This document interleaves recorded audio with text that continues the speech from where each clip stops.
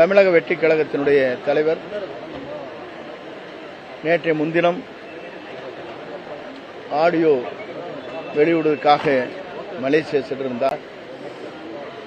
அந்த கூட்டத்தை பார்க்கிற போதே அண்டை நாடுகளாக இருக்கிற மலேசியாவிலே வியந்து போகின்ற அளவிற்கு அந்த நிகழ்ச்சி உலக நாடுகள் திரும்பி பார்க்கின்ற அளவிற்கு உருவாக்கப்பட்டிருக்கிறது. இதுவரையிலும் மலேசியாவை பொறுத்தவரையிலும் பிரதமர்கள், குடியரசுத் தலைவர்கள் மட்டும்தான் ரோட் ஷோ என்று சொல்வார்கள்.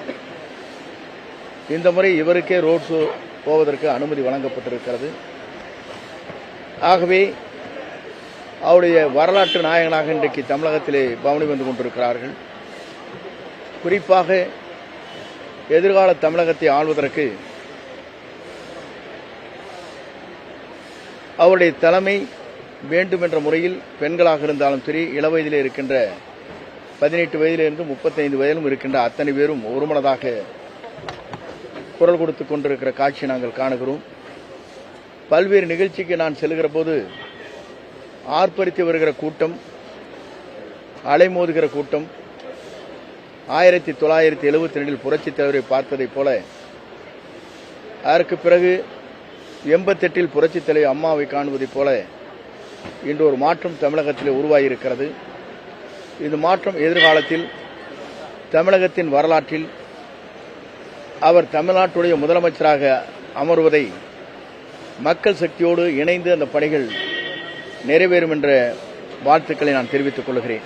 காங்கிரஸ் நிர்வாகிகள் தொடர்ந்து தாவேக்காவோட இணையணும்னு சில நிர்வாகிகள் குரல் கொடுத்துட்டே வராங்க. அதை பற்றி உங்க கருத்து? காங்கிரஸ் கட்சியுடைய நிர்வாகிகள் பல இடங்களில் இந்த கருத்துக்கள் பரிமாறப்பட்டு வருகிறது.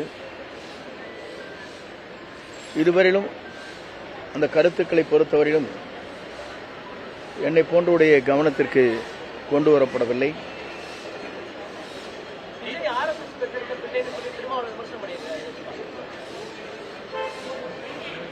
ஒவ்வொரு தலைவரும் ஒவ்வொரு கருத்துக்களை சொல்லுகிறார்கள். அப்படி என்றால் நாங்கள் சொல்ல வேண்டும் என்று சொன்னால்,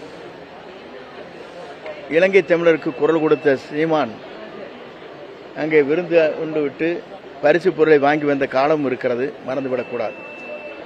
காங்கிரஸ் நிர்வாகிகளோட கருத்து உங்களுடைய கவனத்துக்கு வந்தால் என்ன முடியும்? இன்னும் கவனத்திற்கு வரவில்லை. கவனத்திற்கு வந்தால்தான் அதற்கு பதிலளிக்க முடியும்.